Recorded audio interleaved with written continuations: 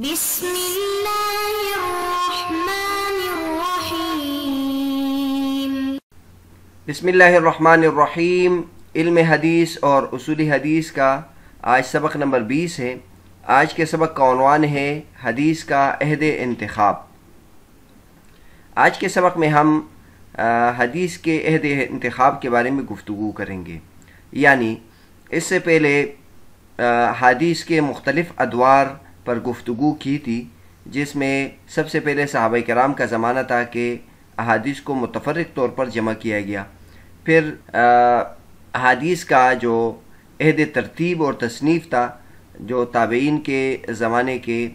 آخر میں شروع ہوا اور تبع تابعین کے زمانے میں تھا، پچھلے سبق میں اس پر گفتگو کی تھی،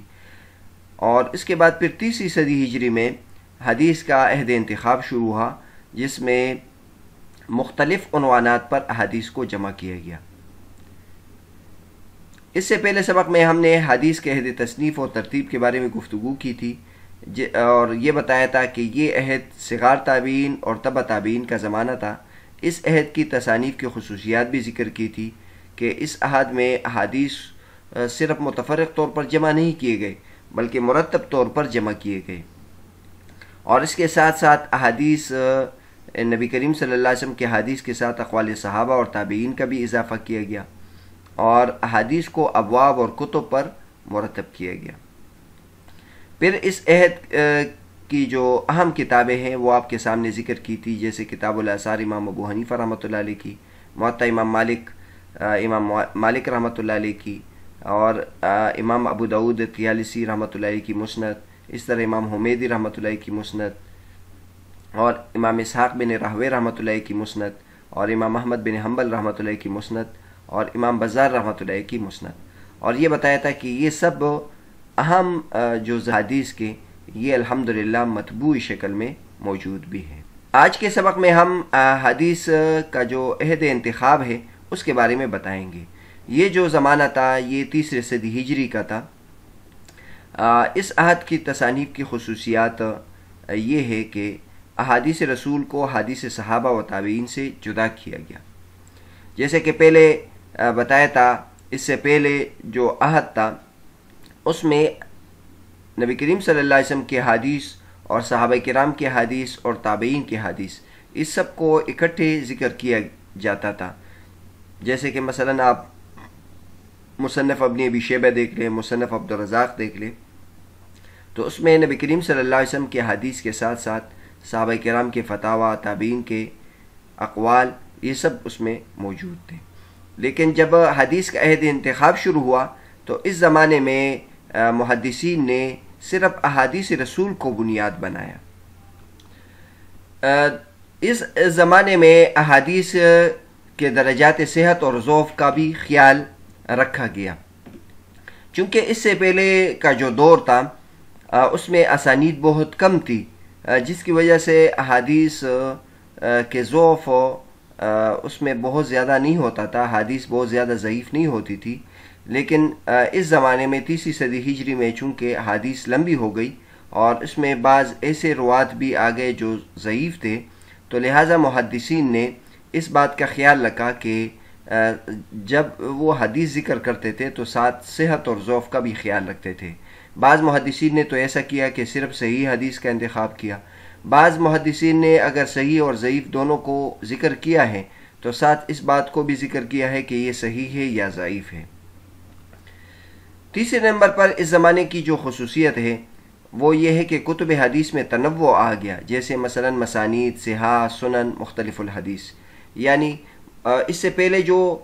حدیث پر کتابیں لکھی جاتی تھی تو ایک طرح کی کتابیں لکھی جاتی تھی، لیکن اس زمانے میں پھر حدیث کی کتابوں میں تنوع پیدا ہوا۔ بعض نے صرف مسانید پر لکھا، بعض نے صرف صحاح پر لکھا، بعض نے سنن پر لکھا، اور بعض نے مختلف الحدیث پر لکھا۔ مسانید کا مطلب بعض محدثین نے صرف صحابہ کرام کے عنوان سے حدیث کو اکٹھے کیا، اور صحاح کا مطلب بعض محدثین نے ابواب فقہ پر مرتب کیا لیکن صرف صحیح حدیث کا انتخاب کیا، جیسے صحیحین، صحیح بخاری اور صحیح مسلم۔ بعض نے سنن پر کتابیں لکھی، یعنی ابواب فقہیہ پر کتاب کو مرتب کیا، اور اس میں انہوں نے صحیح کو لازمی تو قرار نہیں دیا، لیکن ساتھ ساتھ انہوں نے یہ کیا کہ جو مقبول حدیث ہے ان کو ذکر کیا اور جو ضعیف حدیثیں ان کی نشاندہی کی۔ مختلف الحدیث پر کتابیں لکھی گئی، جیسے امام شافعی رحمۃ اللہ کی کتاب ہے۔ مختلف الحدیث ان کتابوں کو کہتے ہیں جس میں دو حدیثوں کو بظاہر آپس میں تعارض ہو اور ان کی تطبیق کی کوشش کی جائے۔ اس عہد کی جو اہم تصانیف ہے وہ صحاح ستہ ہے، جو عام طور پر جس کے بارے میں یہ مشہور ہے صحاح ستہ، یعنی 6 صحیح ترین کتابیں، اور یہ صحیح بخاری ہے، صحیح مسلم، صحیح سنن ابو داود، سنن ترمذی، سنن نسائی اور سنن ابن ماجہ۔ امام بخاری رحمۃ اللہ علیہ کا انتقال 256 ہجری میں ہے، امام مسلم رحمۃ اللہ کا انتقال 261 ہجری میں، امام ابو داود رحمۃ اللہ کا انتقال 275 ہجری میں، امام ترمذی رحمۃ اللہ علیہ کا انتقال 279 ہجری میں، امام نسائی رحمۃ اللہ علیہ کا انتقال 302 ہجری میں، اور ابن ماجہ رحمۃ اللہ علیہ کا انتقال 273 ہجری میں۔ تو یہ عظیم ترین کتابیں جو صحاح ستہ کے نام سے مشہور ہے، یہ اس زمانے میں لکھی گئی۔ چنانچہ خالد علوی صاحب فرماتے ہیں، عہد انتخاب دوسری صدی ہجری کے پہلے نصف میں تصنیف و ترتیب کی جو سرگرمی شروع ہوئی تھی وہ تیسری صدی کے ابتدائی حصے میں ایک نئی علمی تحریک کو وجود لانے کا باعث بنی، یعنی منتخب مجموعوں کی تصنیف و تالیف۔ اگرچہ تیسری صدی کے پہلے نصف تک اہل علم مسانید اور دیگر اصناف حدیث کی تالیف کرتے رہے، تاہم نقد حدیث اور تجریح تعدیل رجال کی بنا پر انتخاب حدیث پر مجموعے مرتب ہونا شروع ہوئے۔ ان مجموعے کے مصنفین نے قبولیت حدیث کے لیے شرائط وضع کی، نقد و جرح کے معیارات طے کیے اور حدیث کے رد و قبول کے اصول طے کیے۔ ان اصولوں کو مد نظر رکھتے ہوئے اس دور میں جو کتابیں مرتب ہوئی وہ آئندہ کے لیے معیار بن گئی۔ روایت کے معیار اور مواد کی نوعیت کی وجہ سے انہیں مختلف ناموں سے یاد کیا گیا اور ان کی مختلف اقسام قرار دی گئی۔ اس عہد میں کئی کتابیں تصنیف کی گئی جن سے حدیث کے طلباء استفادہ کرتے ہیں، لیکن جن کتابوں کو امت مسلمہ میں قبولیت حاصل ہوئی وہ درج ذیل ہیں: صحیح بخاری، صحیح مسلم، جامع ترمذی، سنن ابو داود، سنن نسائی اور سنن ابن ماجہ۔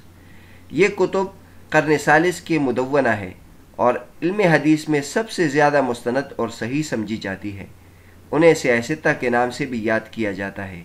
دینی ادب میں ان کو بہت بلند مقام حاصل ہے اور انہیں سنت رسول سے معرفت کا مستند ذریعہ تسلیم کیا جاتا ہے۔ تو بہرحال اس زمانے میں جو اہم کتابیں لکھی گئی وہ صحاح ستہ ہے، لیکن یہ آپ ذہن میں رکھیں، صرف صحاح ستہ اس زمانے میں نہیں لکھی گئی بلکہ سینکڑوں کتابیں اور احادیث میں لکھی گئی ہے، لیکن ہم اختصار کے پیش نظر ان کا ذکر کرتے ہیں اور باقی کی تفصیل انشاءاللہ آگے موقع بموقع آئے گی۔ سب سے پہلے صحیح بخاری ہے۔ صحیح بخاری جس کا نام مصنف نے الجامع المسند الصحیح المختصر من امور رسول اللہ صلی اللہ علیہ وسلم و سننی و ایامہ، یہ امام بخاری رحمۃ اللہ علیہ کی کتاب کا درست نام ہے، لیکن عام طور پر یہ صحیح بخاری کے نام سے مشہور ہے۔ جامع کا مطلب جس میں تمام احادیث ہو، یعنی ایمانیات ہو، عقائد ہو، اور اسی طرح آخرت سے متعلق اور ترغیب سے متعلق اور احکام سے متعلق، فضائل سے متعلق تمام احادیث ہو۔ مسند کا مطلب باسند ہو، اور صحیح کا مطلب صرف صحیح ہو، یعنی حسن اور ضعیف حدیث اس میں وہ مصنف ذکر نہیں کریں گے۔ اور المختصر من امور رسول اللہ صلی اللہ علیہ وسلم، یعنی نبی کریم صلی اللہ علیہ وسلم کے حدیث کا جامع اختصار ہے۔ یعنی امام بخاری رحمۃ اللہ فرماتے ہیں کہ بہت زیادہ حدیث ان کو یاد تھی اور صحیح بھی بہت زیادہ یاد تھی ان کو، لیکن انہوں نے اس کتاب میں تمام احادیث کو جمع نہیں کیا بلکہ اس کا ایک انتخاب جمع کیا۔ امام بخاری رحمۃ اللہ علیہ علل اور اصول حدیث کے بہت زیادہ ماہر تھے، اور انہوں نے اسانید میں اور متون میں جن کا انتخاب کیا ہے، علماء کرام نے فرمایا ہے کہ امام بخاری رحمۃ اللہ نے اپنی شرائط پوری کی ہے اور ان کی تمام احادیث صحیح ہے۔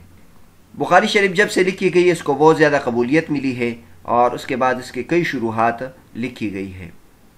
سینکڑوں شروحات اس کے لکھی گئی ہے، لیکن اس کے میں جو زیادہ مشہور ہے وہ فتح الباری ہے اور اسی طرح عمدۃ القاری ہے۔ دوسری کتاب جو صحیح بخاری کے بعد صحیح مسلم ہے، المسند الصحیح، امام مسلم ابن الحجاج القشیری النیسابوری کی کتاب ہے، انہوں نے بھی امام بخاری رحمۃ اللہ کی طرح شرط لگائی ہے کہ یہ اپنی کتاب میں صحیح حدیث ذکر کریں گے، اور اس کتاب کی جو خاص خصوصیت ہے وہ یہ ہے کہ اس میں ترتیب بہت اچھی ہے بنسبت بخاری شریف کی۔ بخاری شریف میں احادیث کے درج کرنے کی ترتیب اتنی بہترین نہیں ہے جس طرح صحیح مسلم میں ہے، اور پھر خاص طور پر اسانید کو ذکر کرنے میں امام مسلم رحمۃ اللہ علیہ نے بہت بہترین طریقے سے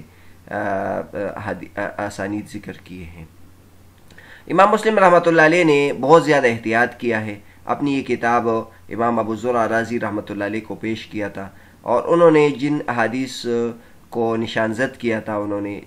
ان حدیث کو اس کتاب سے نکال دیا، تو لہٰذا اس کتاب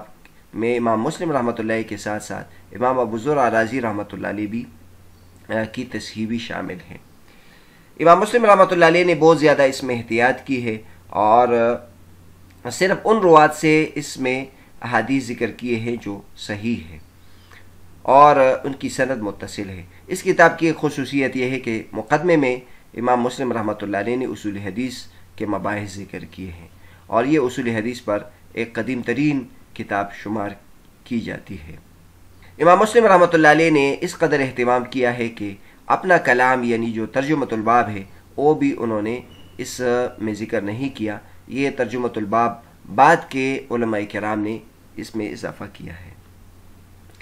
اس کے بعد جو تیسری کتاب ہے امام ابو داؤد رحمۃ اللہ کی السنن ہے، اور یہ بھی نہایت عمدہ کتاب ہے حدیث میں۔ خاص طور پر اس کی خصوصیت یہ ہے کہ اس میں فقہی ابواب سے متعلق احادیث کا بڑا ذخیرہ موجود ہے۔ جو سیاستہ کے ابو داؤد کے علاوہ جو سیاستہ کی دیگر کتابیں ہیں اس میں ترغیب اور فضائل سے متعلق بھی بیشتر احادیث ہے، لیکن ابو داؤد شریف میں صرف احکام سے متعلق احادیث ہے، تو احکام سے متعلق احادیث کا بڑا ذخیرہ اس میں آ گیا، اس لیے کہا جاتا ہے کہ سنن ابو داؤد فقیہ کے لیے لازمی ہے۔ چوتھی کتاب جو سیاستہ میں بہت اہم کتاب ہے وہ سنن ترمذی ہے، اور اس کو جامع کبیر بھی کہتے ہیں، امام ترمذی رحمۃ اللہ کی کتاب ہے۔ اس کتاب کو سیاستہ میں بہت زیادہ مقبولیت حاصل ہے، اور درسی نظامی میں سب سے زیادہ اس کتاب کو پڑھا جاتا ہے اور وقت دیا جاتا ہے۔ اس کی وجہ یہ ہے کہ اس کے مصنف نے اس کو بہت بہترین انداز سے مرتب کیا ہے۔ ایک تو انہوں نے تمام احادیث کو ذکر نہیں کیا، بلکہ ہر باب میں جو جامع حدیث ہے اس کو ذکر کیا، اور کوشش کی ہے کہ دو طرح کی حدیث جس میں اختلاف ہو ان دونوں کو ذکر کرنے کی کوشش کی ہے۔ مثلا رفع دین سے متعلق حدیث پہ بے باب باندھا ہے، عدم رفع دین سے متعلق بھی حدیث بھی ذکر کی ہے، اور اس میں جو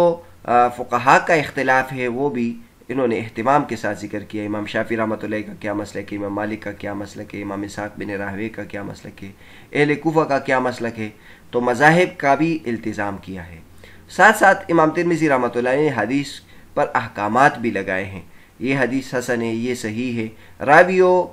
کی عدالت اور ثقاہت کے بارے میں تفصیل سے لکھا ہے کہ، اور اسی طرح راویوں کی تعیین کے بارے میں لکھا ہے کہ اس راوی سے کون سا مراد ہے، تو راویوں کا تعارف، راویوں کے بارے میں جرح و تعدیل، اور اس کے علاوہ بھی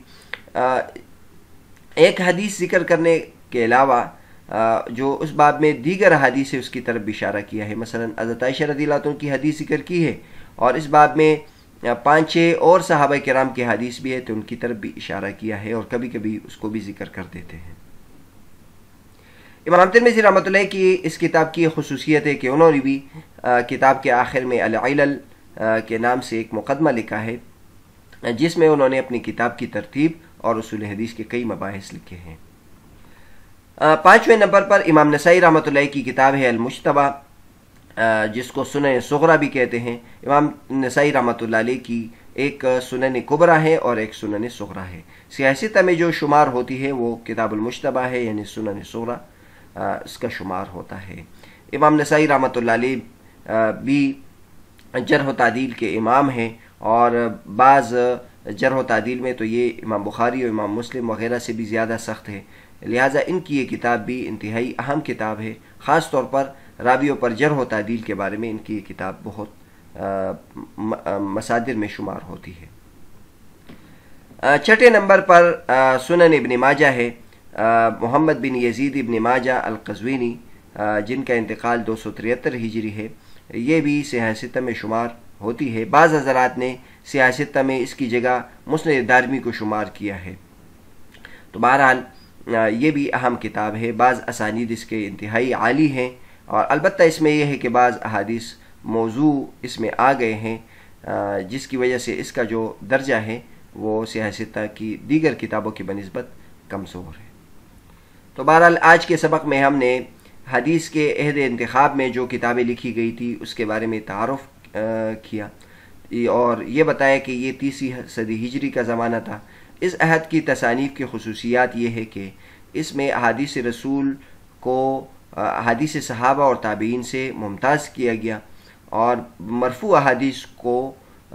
ذکر کرنے کی کوشش کی گئی، اور دوسرے نمبر پر احادیث کے درجات صحت اور ضعف کا خیال رکھا گیا، یعنی صرف صحیح حدیث کو ذکر کیا گیا، اور اگر ضعیف حدیث ہے تو اس کا حکم درج کیا گیا۔ اس کے علاوہ کتب حدیث میں تنوع آ گیا، اور مختلف طریقوں سے حدیث کی کتابیں لکھی جانے لگی، جیسے مسند، صحاح، سنن اور مختلف الحدیث۔ اس عہد کے اہم تصانیف کا ذکر کیا گیا، اور اس میں بتایا گیا کہ صحیح ستہ ہے۔ صحیح ستہ صحیح بخاری، صحیح مسلم، سنن ابو داؤد، سنن ترمذی، سنن نسائی اور سنن ابن ماجہ۔ اگلے سبق میں ہم کتب حدیث کی اقسام پر گفتگو کریں گے۔